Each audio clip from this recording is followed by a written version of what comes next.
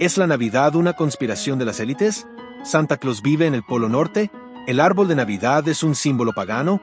¿Cuál es el verdadero origen de la Navidad? Antes de meternos a fondo, no te olvides de suscribirte al canal para mantenerte al día con nuestras actualizaciones. Lo primero que hay que tener en cuenta es que la Navidad no es una festividad mundial. En Oriente es poco o nada relevante en países como China, y los países musulmanes no la celebran. Primero, la Navidad, del latín nativitas, supone celebrar el nacimiento de Jesús, el cual solo se narra en los evangelios de Mateo y Lucas, ambos escritos al menos 80 años después del acontecimiento, situándolo además en la provincia romana de Judea, en el poblado de Belén, siendo omitida esta narración en los otros dos evangelios canónicos. De acuerdo con Mateo capítulo 2, Jesús nació en Belén de Judea cuando Herodes el Grande era rey de ese país. En esa época, unos sabios de un lugar del oriente sin especificar llegaron a Jerusalén y preguntaron: ¿Dónde está el niño que nació para ser el rey de los judíos? Vimos su estrella en el oriente y hemos venido a adorarlo. Aquí cabe aclarar que el Evangelio no menciona época del año, ni menciona a los sabios de orientes como reyes, solo como sabios, tampoco mencionando cuántos eran. Popularmente se asumió que eran 3 porque se mencionan 3 regalos, pero el Evangelio no lo deja claro y mucho menos su descripción física. De hecho, en ninguno de los 4 evangelios se menciona descripción física ni de Jesús ni de otros personajes cercanos al Mesías. Mateo también menciona el episodio de la persecución de infantes por parte de Herodes y la posterior huida a Egipto de José, María y bebé Jesús. Raymond Edward Brown indica que el historiador Flavio Josefo no aludió a la matanza de niños en Belén, a pesar de haber documentado minuciosamente los hechos brutales cometidos por Herodes el Grande en los últimos años de su vida. Mateo también menciona la genealogía de José en los versículos 18 al 25, aludiendo a su linaje desde Abraham para confirmar el carácter mesiánico de Jesús, también haciendo referencia a la profecía de Isaías 7:14, donde dice: «La Virgen concebirá un hijo, dará a luz un hijo y lo llamará Emmanuel», que significa «Dios está con nosotros». Sin embargo, tal como dice el Evangelio, y despertando José del sueño, hizo como el ángel del Señor le había mandado, y recibió a su mujer, pero no la conoció hasta que dio a luz a su hijo primogénito, y le puso por nombre Jesús, el nombre dado al esperado Mesías del significado hebreo ungido y Cristos en griego. Es la causa por la que los judíos no aceptan a Jesús como el Mesías, significando su nombre Dios salva, por lo que al no llamarse Emmanuel los judíos consideran que él no era el Mesías profetizado por Isaías, porque si los judíos niegan el carácter mesiánico de Jesús, en redes sociales vemos que muchos cristianos defienden al actual Estado de Israel. Eso te lo dejo en otro video en la descripción. Sigamos. Según Mateo, el linaje de José es el mismo desde Abraham. José es descendiente de David y heredero del reino de Judá, pero Mateo 1:167 revela que Jesús no es hijo de José. Finalmente, en tiempos de Jesús ya no existían los reinos de Israel ni de Judá, mencionados en la Biblia, y Jesús nacería en Belén, ubicado actualmente en los territorios palestinos, al otro lado del muro del que Trump estaría orgulloso. ¿Cómo es que estos territorios quedaron divididos? También te lo explicamos en el video de la descripción. La otra fuente que tenemos sobre el nacimiento de Jesús se encuentra en el Evangelio de Lucas, que menciona el edicto de parte de Augusto César y el censo que se hizo siendo Cirenio gobernador de Siria, así como el origen de José en Galilea y su partida de la ciudad de Nazaret a Judea hasta Belén. Hay que añadir que la fecha de nacimiento coincidiendo con el censo de Quirino se contradice igualmente con otro dato que nos ofrece el mismo evangelista, a saber, que Jesús tenía unos 30 años cuando comenzó su predicación, como indica Lucas 3:23. Asumiendo que ésta duró unos 3 años y que fue crucificado siendo gobernador de Judea Poncio Pilato, 26 a 36 DC, deberemos situar su nacimiento entre los años 7 a.C. y 3 después de Cristo, lo que, en las fechas más bajas, nos sitúa en el reinado de Herodes, pero en ningún caso lo ponen en relación con el censo de Quirino, mencionado por Lucas. Lucas narra las humildes condiciones en que se da el nacimiento de Jesús, que tomando en cuenta la temperatura promedio de Belén en invierno hace muy improbable que se hubiera dado en esa época del año, además de la mención de pastores presentes por la noche, algo también improbable en diciembre. Lucas también menciona que después de haber cumplido con todo lo prescrito en la ley del Señor, volvieron a Galilea, a su ciudad de Nazaret, lo cual contradice a Marcos en su narración de una pronta huida hacia Egipto. Sigamos. Ya desde el siglo III antes del nacimiento de Cristo se celebraban en Roma las fiestas saturnales, introducidas alrededor del 217 a.C. para elevar la moral de los ciudadanos después de una derrota militar sufrida ante los cartagineses en el lago Trasimeno. Oficialmente se celebraba el día de la consagración del templo de Saturno en el Foro Romano, el 17 de diciembre, con sacrificios y banquete público festivo. Esta fiesta era tan apreciada por el pueblo que de forma no oficial se festejaba a lo largo de 7 días, del 17 al 23 de diciembre, en honor a Saturno, dios de la agricultura. Las primeras se celebraban del 17 al 23 de diciembre a la luz de velas y antorchas, por el fin del periodo más oscuro del año y el nacimiento del nuevo periodo de luz, o nacimiento del Sol Invictus, 25 de diciembre, coincidiendo con la entrada del Sol en el signo de Capricornio y el solsticio de invierno. Probablemente las Saturnales fueran las fiestas de la finalización de los trabajos del campo, celebrada tras la conclusión de la siembra de invierno, cuando el ritmo de las estaciones dejaba a toda la familia campesina, incluidos los esclavos domésticos, tiempo para descansar del esfuerzo cotidiano. La festividad coincidía con el solsticio de invierno, momento a partir del cual los días comenzaban a ser otra vez más largos, dando por terminado el periodo de oscuridad y abriendo el camino a un disfrute cada vez mayor del sol. No debe extrañar, por lo tanto, que se reservara un día al final de las Saturnales, en concreto el 25 de diciembre, para celebrar el nacimiento del Sol Invicto. Se puede leer en numerosos foros que el 25 de diciembre era también la fecha señalada para el nacimiento del dios solar persa Mitra, aunque lo cierto es que no existe ningún documento o resto antiguo que confirme esta afirmación. Durante las Saturnales, los esclavos eran frecuentemente liberados de sus obligaciones y sus papeles, en algunos casos, cambiados con los de sus dueños. Para Luigi Fabri, las Saturnales, que muestran al ser humano viviendo libre sin ley ni amo, son un indicio de que el alma humana ha aspirado siempre a la libertad y de que entreveía el ideal de una sociedad de personas libres e iguales. Ya en el siglo III después de Cristo nace en la actual Turquía San Nicolás, el patrón de numerosos grupos sociales en varias ciudades y países de toda Europa. Su reputación evolucionó entre los piadosos, como era habitual en los primeros santos cristianos, y su legendario hábito de hacer regalos en secreto dio origen al modelo tradicional de Santa Claus a través de la fusión de San Nicolás con el Sinterklaas. Lo veremos más adelante. En el siglo IV, el nacimiento del Sol y su nuevo periodo de luz fueron sustituidos por el Papa Julio I, quien hizo coincidir en esas fechas el nacimiento de Jesús con el objetivo de acabar con las antiguas celebraciones.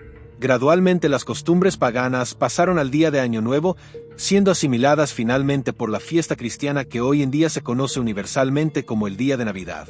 En el siglo VI, en 526, el Papa Juan I quiso poner fin a la polémica con la Iglesia Oriental y encargó a un monje escita de la actual Bulgaria o Rumanía, que vivía en Roma, que determinara la fecha exacta del nacimiento de Jesús. El monje en cuestión, que tenía fama de ser el abad más erudito de Roma, se llamaba Dionisio y era conocido con el sobrenombre del Exiguo, probablemente por su pequeño tamaño.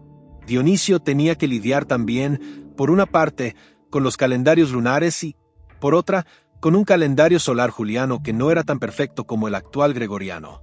Además, existían diferentes formas de computar el inicio de los años. Podía ser, entre otras posibilidades, Ave Urbe Condita, es decir, desde la fundación de Roma en 753 a.C., o bien desde el inicio del reinado de Diocleciano en 284 después de Cristo, o incluso desde la creación del mundo según la Biblia en 3760 a.C.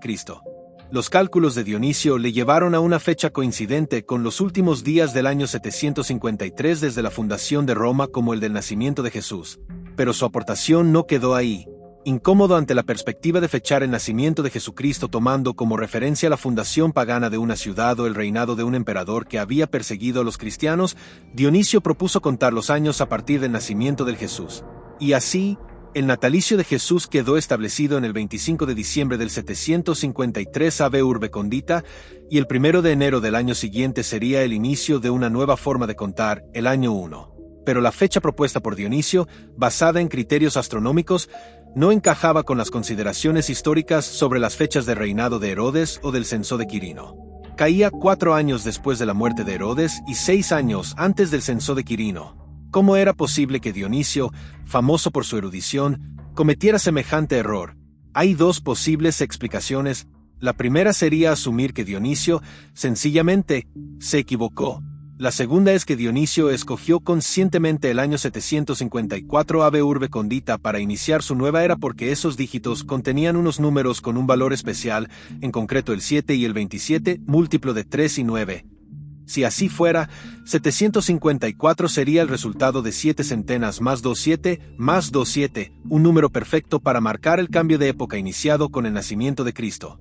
Si volviéramos a formular la pregunta del inicio, la respuesta ahora sería: Jesús nació aproximadamente en el año 3753 desde la creación del mundo, que fue el 33º año de reinado de Herodes en Judea, y también el 20º año del imperio del emperador Octaviano Augusto en Roma y el 747 Ave Urbe Condita 7 a.C., en Belén, como mencionan los evangelios.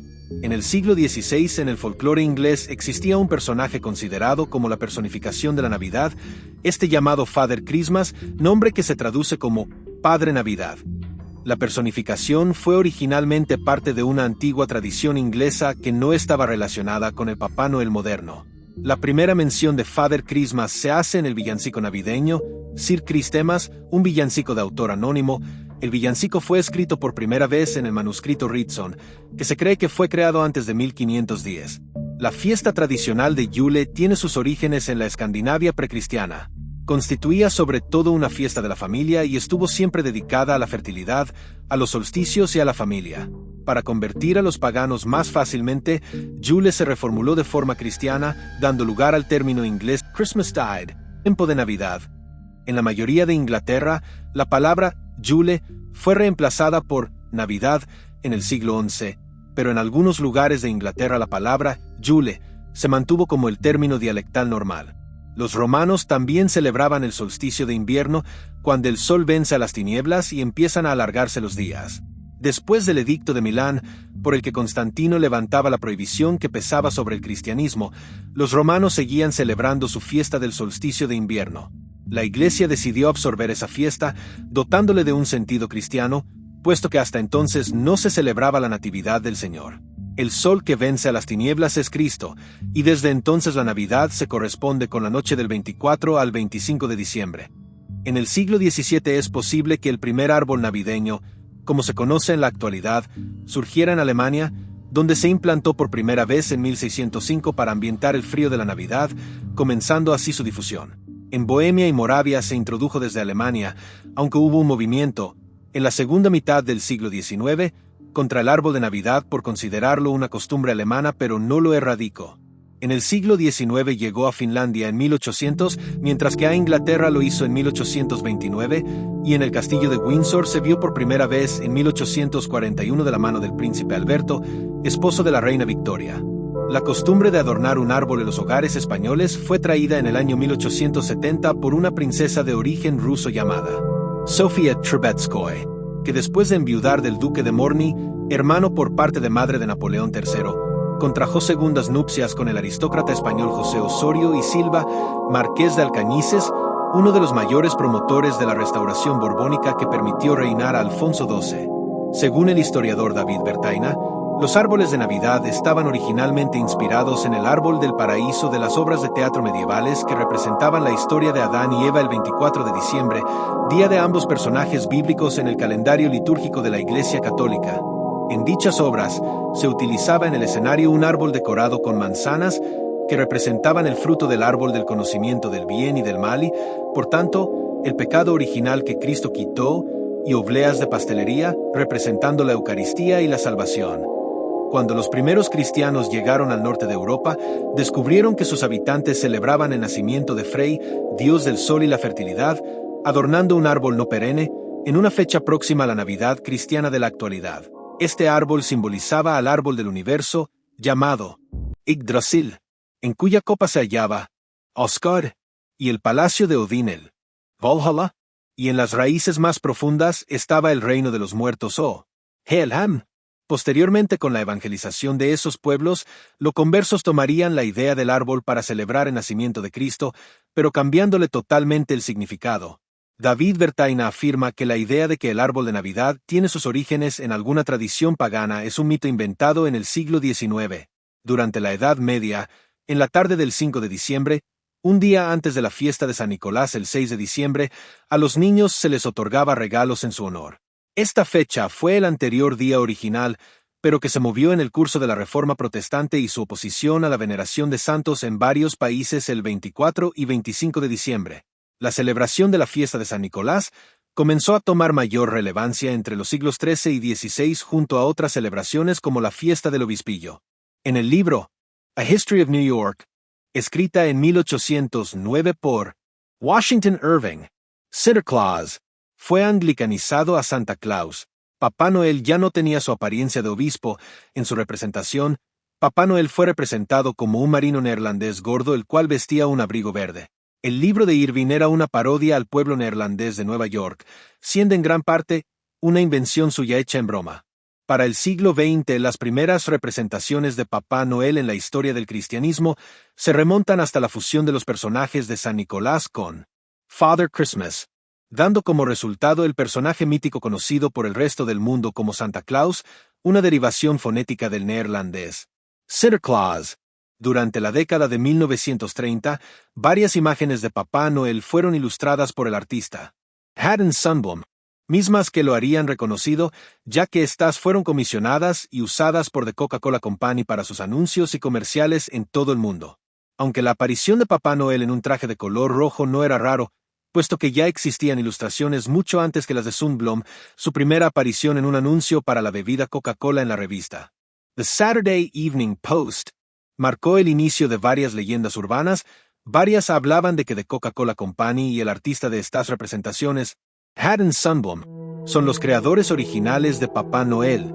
Aunque The Coca-Cola Company popularizó el uso de Papá Noel en anuncios y comerciales, no fue la primera empresa en hacerlo. Antes de las ilustraciones de Sundblom, la empresa de agua mineral, White Rock Beverages, y la empresa turca de cigarrillos, Murad, ya habían usado la figura de Papá Noel para sus anuncios durante la década de 1920. En lugares como la actual Rusia existe un equivalente a Santa Claus el Desmoros. La traducción literal del nombre es Abuelo Frío, con variaciones como Abuelo Hielo o Abuelo de las Nieves, entre otras.